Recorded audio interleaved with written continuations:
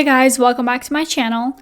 In this video, we're going to be talking about Mike, Malak talking about Trisha Paytas, and a bunch of new Vlog Squad news about Jeff Wittek, Dirty Dom, and Jonah. But before we get into it, make sure you guys subscribe to this channel, turn your post notifications on, and give this video a thumbs up. Alright, let's get into it. Let's first talk about Logan Paul's friend and podcast co-host Mike Malak going on Adam22's podcast and calling Ethan Klein and Trisha Paytas bullies.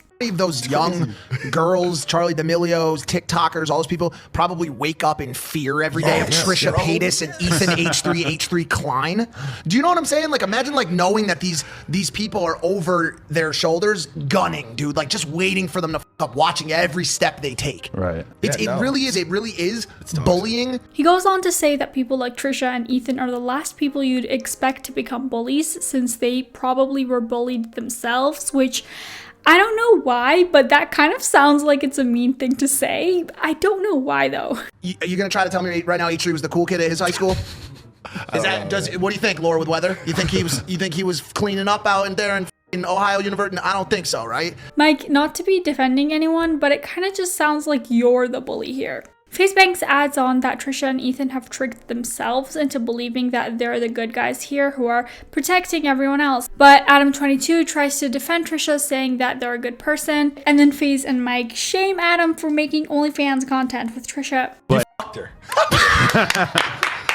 She ate pizza off your. I need to put something on the wall that acknowledges that I did that. Like just a picture, really would be. I watched it. I'm not gonna lie. I had to see it with my own two eyes. How was I had to. Does she clean up in the adult space? Of course she does. I'm pretty sure Trisha's gigantic on there as well. Yeah. Although she is in a relationship now. I more wonder ways how that than has changed shit. Mike also brings up the fact that Trisha is still firing shots at Jason Nash after having broken up for years now.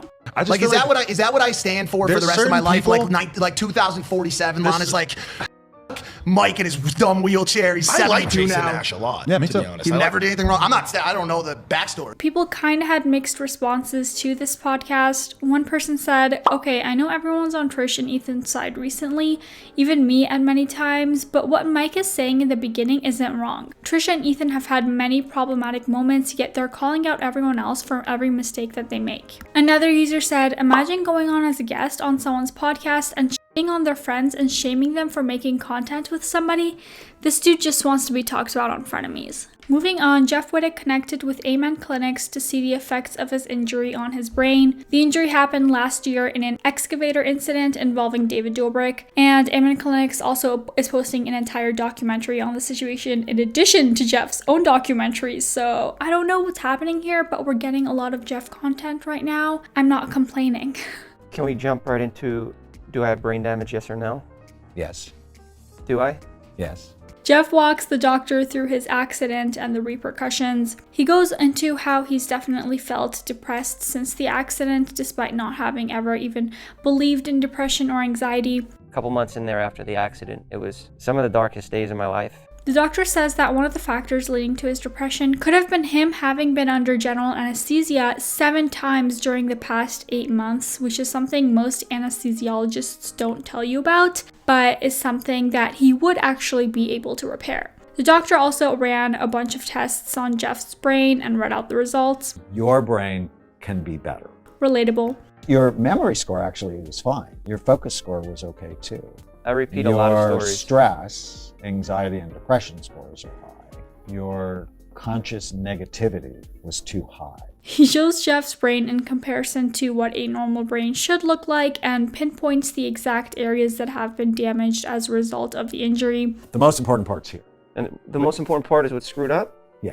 He says the front of your brain is what's responsible for you being human, so it being damaged may make you more impulsive and may make you say or do things that you shouldn't necessarily be doing or saying. Front part of your brain, focus, forethought, judgment, impulse control, organization, planning, empathy, learning from the mistakes you make. The emotional end of his brain is working too hard, which is where the depression and anxiety comes from. And the doctor says that Jeff shouldn't be drinking or smoking, which is no problem for Jeff because he's been sober for 3 years. He also tells him to be a little bit more cautious and almost anxious about protecting his brain from now on. Jeff asks him how bad the damages are on a scale of 1 to 10, with 10 being the best, and the doctor says, Yours is a 4. I didn't think it was that bad. Most people, 6. Our goal is to get yours to a 7 or an 8. The doctor also says that he's glad Jeff isn't holding a grudge against David or holding on to any hurt, which also explains his stance on suing. Whenever you sue someone because they hurt you, you have to stay hurt. And that was part 1. Apparently there's going to be a part 2 up next week, so stay tuned for that. And some people are saying that Jeff is milking his injuries by coming out with all these different documentaries and videos on the topic.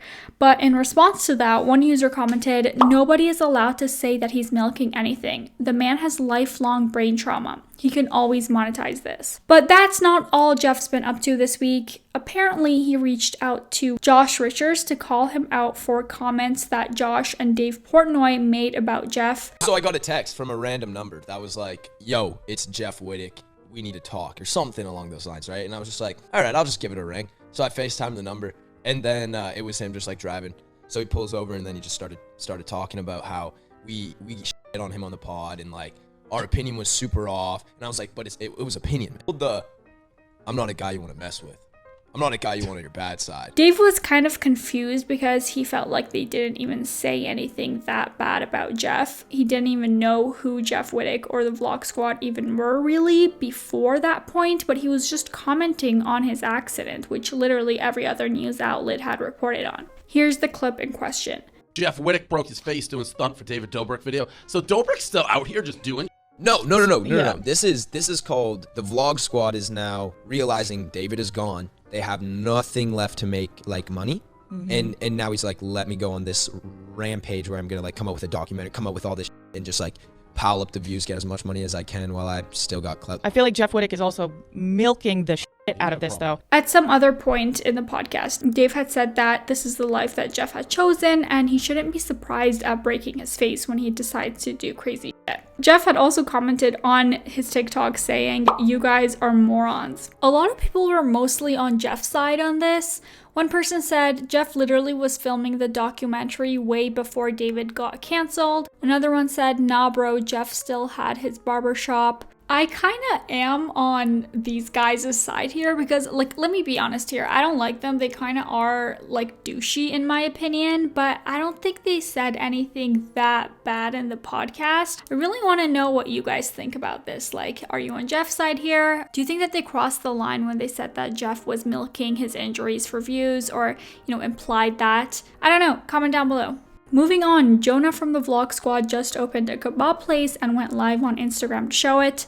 We're open until 10 p.m. Take a screenshot of this live right now. Come by the front counter, show it. But okay, got the kitchen going. Okay, got the kebabs grilling. For some reason, I'm like really happy for him. I don't know if it's just because his family is involved or what, but like this just makes me happy. And lastly, while we're on the topic of the Vlog Squad, here's an embarrassing TikTok Dirty Dom posted this week.